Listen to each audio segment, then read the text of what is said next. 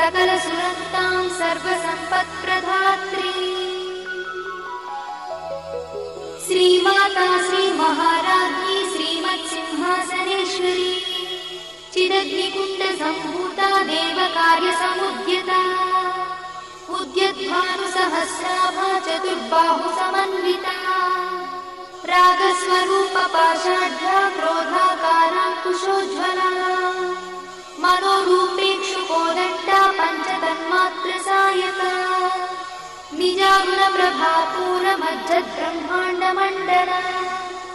चम्पकाशोकपुन्नागसौगन्धिकलसत्कजा